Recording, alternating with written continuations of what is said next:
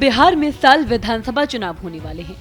इसे लेकर राजनीतिक दलों में बैठकों का दौर जारी है। बिहार विधानसभा चुनाव का समय जैसे जैसे करीब आ रहा है, सियासी रंग बदलता दिख रहा है। चुनाव में कुछ ही महीने बचे हैं और चुनाव को लेकर हर कोई अपने दांव चल रहा है।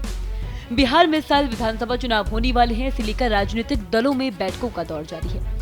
इंडिया गठबंधन में शामिल कांग्रेस और आरजेडी नेताओं के बीच पहले दौर की बैठक में कई मुद्दों पर सहमति बनाने की कोशिश की गई। कांग्रेस अध्यक्ष मल्लिकार्जुन खड़गे के दिल्ली स्थित आवास में हुई इस बैठक में राहुल गांधी मौजूद थे। उन्होंने तेजस्वी यादव के साथ बातचीत की। बैठक में बिहार चुनाव, गठबंधन और मुख्यमंत्री पद के उम्मीदवार पर चर्चा की गई।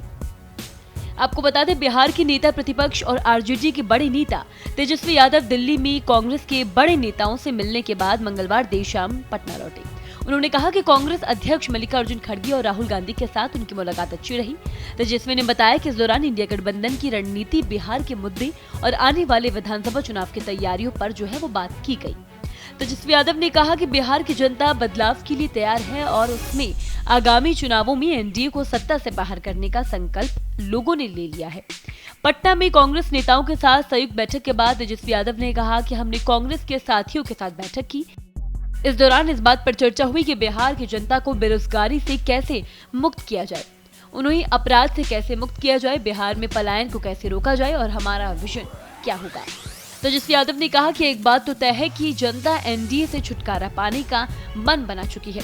आरजेडी और कांग्रेस इंडिया गठबंधन के प्रमुख भागीदार हैं, जिसका लक्ष्य बीजेपी के नेतृत्व वाले गठबंधन को चुनौती देने के लिए एकजुट मोर्चा पेश करना है।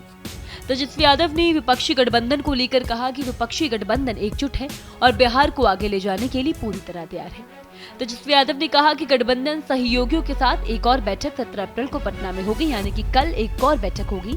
इसके अलावा एनडीए पर निशाना साधते हुए बिहार के पूर्व उप मुख्यमंत्री ने कहा कि 20 साल के शासन के बाद भी बिहार सबसे गरीब राज्य बना हुआ है।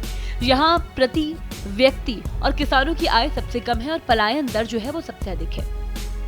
तेजस्वी यादव ने कहा कि हमारी बैठक में सकारात्मक चर्चा हुई। कल पटना में अन्य गठबंधन दलों के साथ फिर बैठक करेंगे। हम पूरी तरह तैयार हैं और बिहार को आगे ले जाना चाहते हैं। राज्य में एनडीए की सरकार के 20 साल बाद भी बिहार सबसे गरीब राज्य है, जहां प्रति व्यक्ति की आय और किसानों की आय सबसे कम है।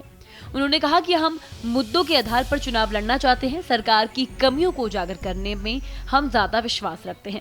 मुख्यमंत्री के चेहरे के सवाल पर तेजस्वी यादव ने कहा कि सर्वसम्मति से तय किया जाएगा कि सीएम फेस कौन होगा।